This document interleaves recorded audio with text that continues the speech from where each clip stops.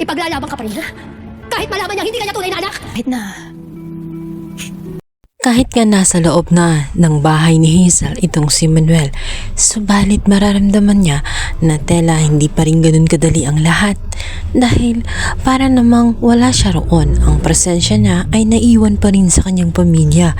Labis pa rin siyang malungkot, ni minsan hindi niya ito makita ng ngumiti. Samantala, pinangako niya sa kanyang kaibigan na gagawin niya ang lahat. Kahit magdusa siya o kahit paulit-ulit ng suyuin, handa siyang magtiyaga nang sa ganun ay pagkatiwalaan lamang siyang muli nitong si Manuel. Sinubukan niyang suyuin ito. Araw-araw ay pinagluluto niya kahit na hindi naman pinapansin ni Manuel at nawawalan lang ng gana tuwing nakikita siya. Subalit hindi tumigil itong si Hazel.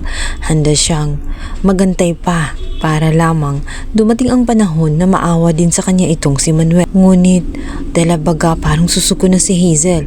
Naroon at sinabihan niya itong si Manuel na dapat maging fair siya sapagkat tumupad siya sa kanyang kasunduan. Ngayon ay dapat tuparin din niya ang kanyang obligasyon bilang asawa niya.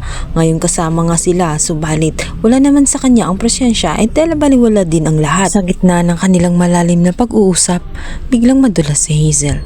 Ginawa niya ang lahat para kumbinsihin itong si Manuel.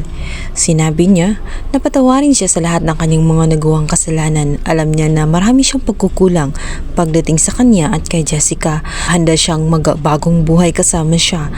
At kahit na dito napatulala bigla itong si Hazel. May gusto siyang sabihin, ngunit pinutol niya. Bigla lang siya natulala. Napatingin at napatitig lamang itong si Manuel habang nire-recall ni Hazel ang nangyari noong mga nakaraan kung saan inilihim niya kasama ang kanyang kaibigan na ipinaako lamang pala niya ang kanyang pinagbubuntis at hindi niya talaga anak itong si Jessica. Naalala din niya nang minsang magtalo silang dalawa ni Jessica at sinabihang iwan ko na lang sa kanya sa oras na malaman nga ni Manuel na hindi siya totoong anak. Makakaya pa kaya siyang ipagtanggol?